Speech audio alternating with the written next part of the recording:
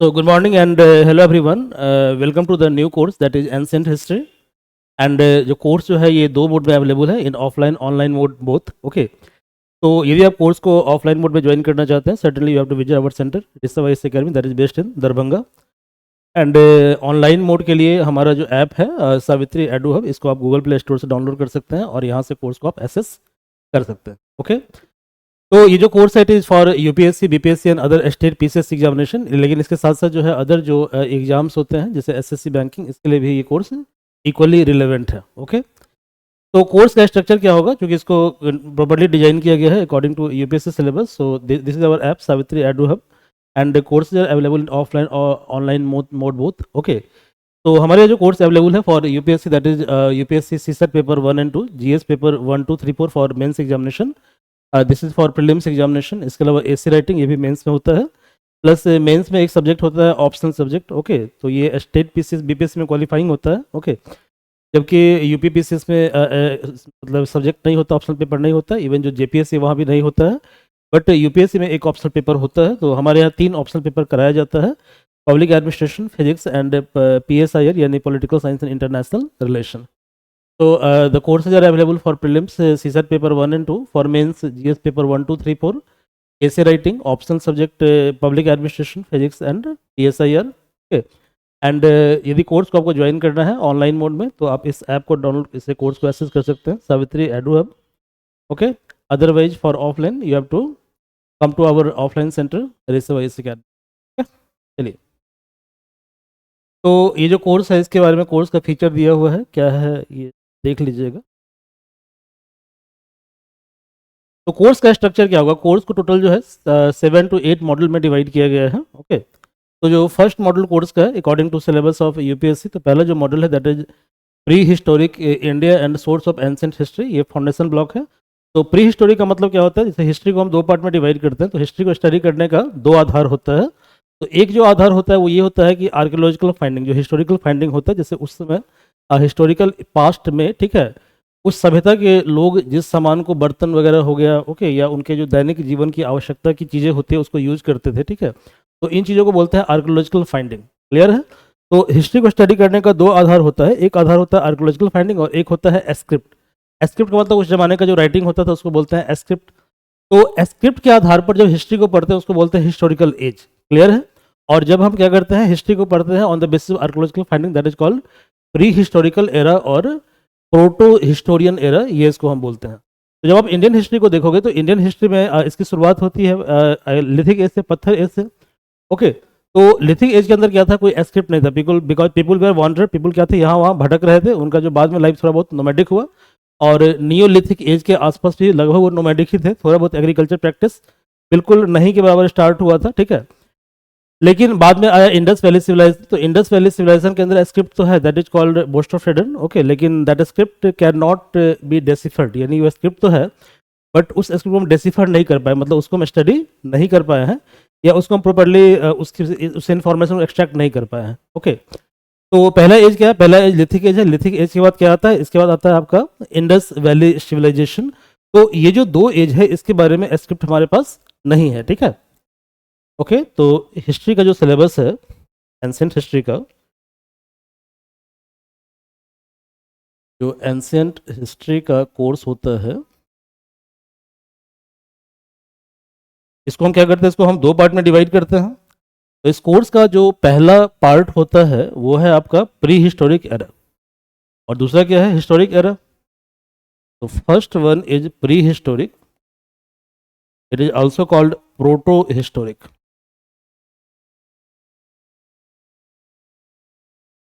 Pre historic और proto historic. और second जो एज होता है इसको बोलते हैं हिस्टोरिक एज. क्लियर है.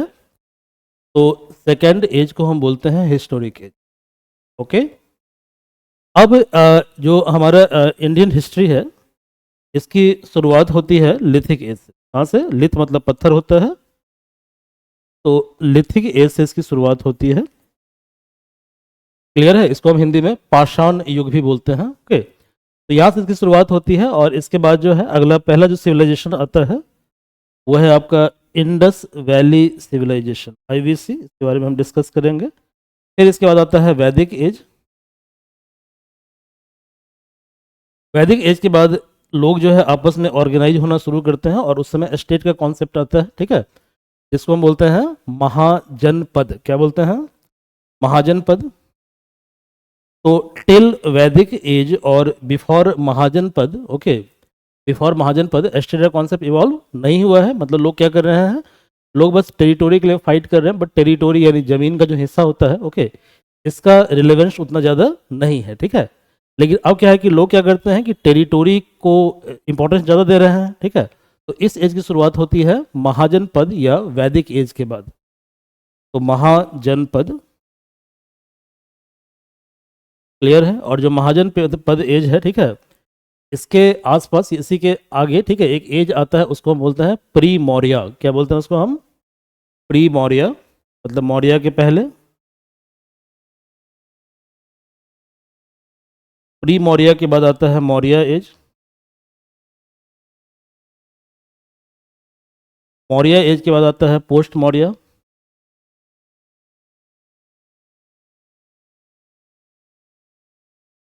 पोस्ट मौर्य, फिर आता है गुप्ता एज,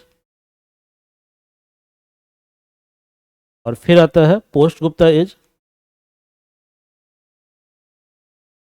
पोस्ट गुप्ता को भी हम दो पार्ट में डिवाइड करते हैं। तो साउथ इंडिया का अलग हिस्ट्री होता है, नॉर्थ इंडिया का अलग हिस्ट्री होता है। तो ये आपका एंशिएंट हिस्ट्री का एक तरह से सिलेबस का मोटा मोटी टाइमलाइन हो गया, क्लियर है। अब यहाँ पर ये जितनी हिस्ट्री आपको दिख रही है, यहाँ पर दो जो हिस्ट्री है, मतलब कि लिथिक एज और इंडस वैली सिविलाइजेशन, क्लियर है। तो हिस्ट्री को पढ़ने का दो आधार होता है। एक आधार होता है आर्कोलॉजिकल फाइंडिंग। आर्कोलॉजिकल फाइंडिंग का मतलब ये होता है कि उस समय, उस जमाने में जो दैनिक उपयोग की जो वस्तुएं थी, आई एम सॉरी टू से दिस वर्ड उपभोग, तो जो दैनिक उपयोग की जो वस्तुएं थी, क्लियर है, ठीक है, जैसे बर्तन हो गया और डिफरेंट टाइप का सामान वामान हो गया, ठीक है। तो ये जो दैनिक उपयोग की वस्तुएं थी, क्लियर है, इसको हम बोलते हैं आर्कोलॉजिकल फाइंडिंग, ओके। तो जब इसके आधार पे किसी सभ्यता को हम स्टडी करते हैं, तो that is not part of historical age, ठीक है। तो हिस्टोरिकल एज वही होता है जिसको मेनली हम क्या करते हैं, स्क्रिप्ट के आधार पर स्टडी करते हैं। स्क्रिप्ट क्या होता है? जो रिटन फॉर्म में होता है उसको बोलते हैं स्क्रिप्ट, क्लियर है। तो script must be deciphered. Deciphered का मतलब ये है कि उस स्क्रिप्ट के बारे में हमको जानकारी होनी चाहिए, स्क्रिप्ट को हम प्रॉपर्ली पढ़ पाए, ठीक है, that is called deciphered script, clear है। तो जो लिथिक एज और इंडस वैली सिविलाइजेशन है, इसको हम आर्कियोलॉजिकल फाइंडिंग के आधार पर पढ़ते हैं, क्योंकि लिथिक एज में क्या था, स्क्रिप्ट नहीं था। और जो इंडस वैली सिविलाइजेशन है, उसका स्क्रिप्ट है बोस्टोफ्रेडन, क्लियर है। लेकिन जो बोस्टोफ्रेडन स्क्रिप्ट है, इसको अभी तक हम लोग डेसिफर नहीं कर पाए हैं, ठीक है। दैट्स वाई इवन जो इंडस वैली सिविलाइजेशन है, इसको भी हम स्टडी करते हैं कौन से आधार पे? तो स्क्रिप्ट उसका बेसिस नहीं, उसका बेसिस क्या है? आर्कियोलॉजिकल फाइंडिंग, ठीक है, आर्कियोलॉजिकल फाइंडिंग। तो इसको हम बोलते हैं कौन सा है? जिसको बोलते हैं प्रोटो हिस्टोरिक और प्री हिस्टोरिक, ओके। फिर आता है वैदिक एज। वैदिक एज के बाद आता है महाजनपद। तो जो वैदिक एज है, वहां से स्क्रिप्ट जो है उसको हम लोग पढ़ना, मतलब उसके स्क्रिप्ट की जानकारी हमें है, और स्क्रिप्ट से बहुत कुछ इन्फॉर्मेशन उस काल के बारे में, उस कालखंड के बारे में हमें पता चलता है, ठीक है। तो यानी हम क्या करते हैं, जो वैदिक एज से लेकर जो पोस्ट गुप्ता तक का एज है, इसको हम बोलते हैं कौन सा एज? इसको बोलते हैं हिस्टोरिक एज, क्लियर है। आई थिंक आपको ये बेसिक डिफरेंस समझ में आ गया होगा कि what is the basic difference between historic age and proto और प्री हिस्टोरिक एज। तो एक बार दोबारा हम लोग रिकॉल करते हैं। जो प्रोटो और प्री हिस्टोरिक एज है, इसको हम स्टडी करते हैं on the basis of archaeological finding, clear है। जबकि जो हिस्टोरिक एज है, इसको हम स्टडी करते हैं on the basis of script, clear है। चलिए, तो हमने कोर्स को इस तरह से डिफरेंट मॉडल में डिवाइड किया है। तो जो पहला जो मॉडल कोर्स का है, that is pre historic India और सोर्स ऑफ एंशिएंट हिस्ट्री, और ये फाउंडेशन ब्लॉक है। यहाँ पर हमें पढ़ना है आर्कियोलॉजिकल रिसोर्स के बारे में। तो आर्कियोलॉजिकल सोर्स क्या क्या होता है? जैसे उस समय का जो इंस्क्रिप्शन है, ठीक है। इसके अलावा इंस्क्रिप्शन क्या होता है? जैसे पत्थर पर कुछ लिखा उखा है, ठीक है, उसको बोलते हैं इंस्क्रिप्शन, ओके। उस समय का क्वाइन हो गया, मॉन्यूमेंट हो गया, स्मारक वगैरह हो गया। तो दीज आर आर्कियोलॉजिकल सोर्सेज। इसके अलावा और क्या होता है source of ancient Indian history को पढ़ने के लिए? तो लिटरेरी सोर्स, उस समय का जो लिटरेचर था, ठीक है, जैसे कि वैदिक लिटरेचर हो गया, बुद्धिस्ट लिटरेचर हो गया, जैन लिटरेचर हो गया, संगम लिटरेचर हो गया, ओके। तो इन सब के बारे में, इससे भी हमको हिस्ट्री की जानकारी मिलती है।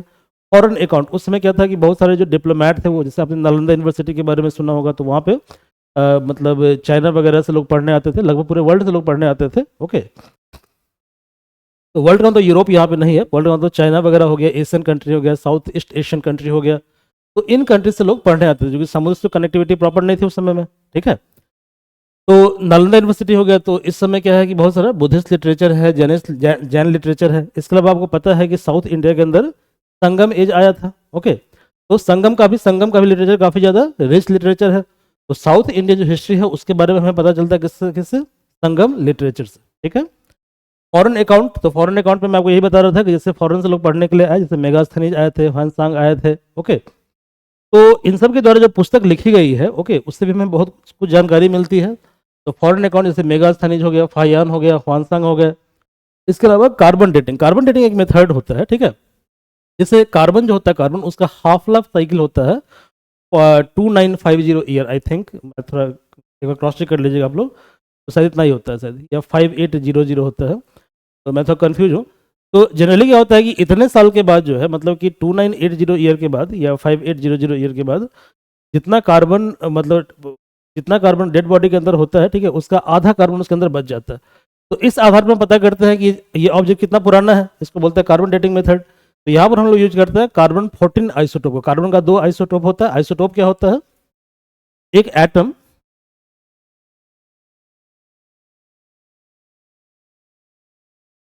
जिसका एटॉमिक नंबर सेम हो लेकिन एटॉमिक मास क्या हो, डिफरेंट हो, इसको बोलते हैं आइसोटोप। क्लियर है। तो कार्बन का जो आइसोटोप है C12 और C14, तो C14 को जनरली यूज किया जाता है कार्बन डेटिंग मेथड में।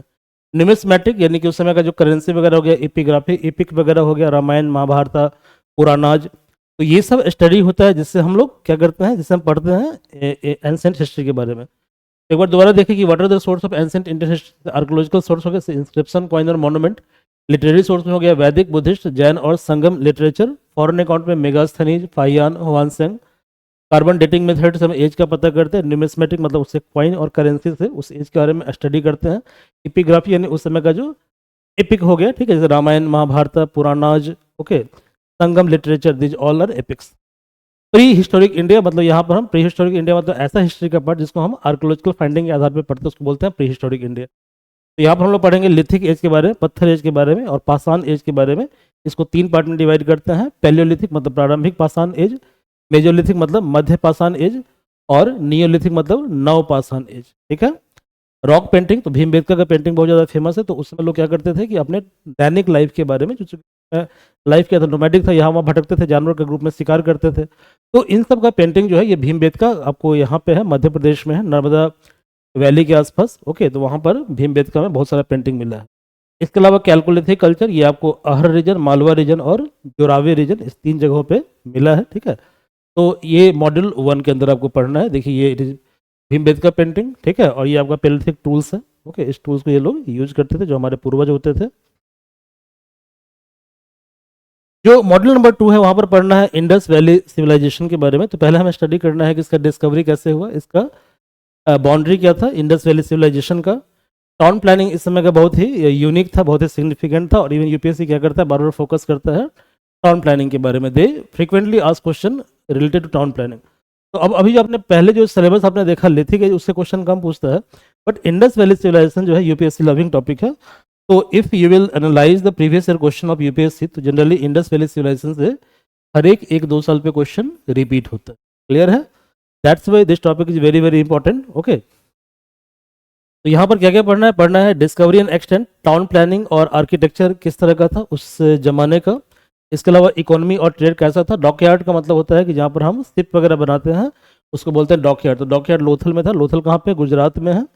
इसके अलावा रिलीजन और सिल, तो उस समय क्या था, सिल मतलब मोहर होता है, ठीक है, जो एक तरह से ऑथेंटिकेशन हुआ, जब हम ट्रेड करते हैं तो उसमें हम सील्स को यूज करते हैं। रिलीजन का मतलब धर्म होता है। तो आप जानते हैं कि Indus valley civilisation completely secular civilisation था, यहाँ पे धर्म वर्म नहीं था। ठीक है, ये लोग धर्म को नहीं मानते थे। इसके अलावा स्क्रिप्ट को लेकर डिबेट है कि जो बोस्ट ऑफ फ्रेडरेंस का स्क्रिप्ट है, तो उसके बारे में डिबेट है, उसको अभी तक डिसिफर नहीं किया जा सका है।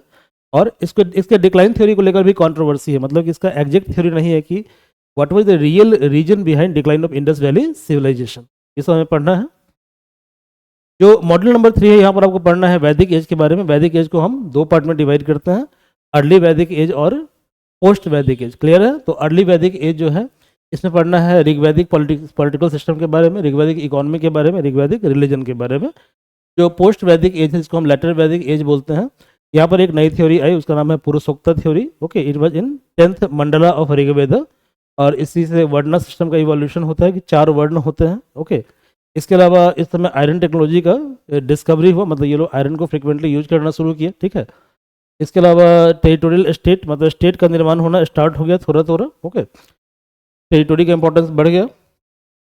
कई बार क्या करता है कि पूछ देता है कि what is the difference between Indus valley civilisation, और you have to compare Indus valley civilisation with Vedic civilisation. ठीक है, तो ये भी पूछता है।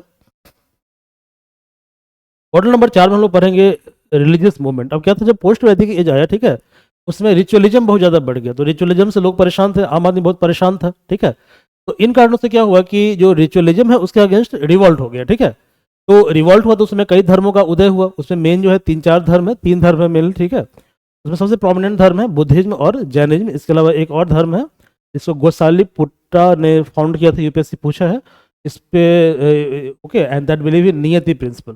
ठीक है, प्री डिटरमाइंड प्रिंसिपल। ठीक है, चलिए, तो यहाँ पे आपको पढ़ना क्या है, यहाँ पे पढ़ना है कि काउज ऑफ रिलीजियस रिफॉर्म, मतलब रिलीजियस रिफॉर्म आया क्यों। तो मैंने आपको बताया था कि रिचुअलिज्म से लोग क्या थे, परेशान थे, and ritualism became costly affair. Okay, तो दैट्स वाई इसके अलावा जो रिचुअलिज्म था उसमें क्या था कि मतलब जो आम आदमी है, आम आदमी के ऊपर क्या था कि इसका बर्डन बहुत ज़्यादा बढ़ रहा था, तो आम आदमी इस व्यवस्था से बहुत ज़्यादा परेशान थे।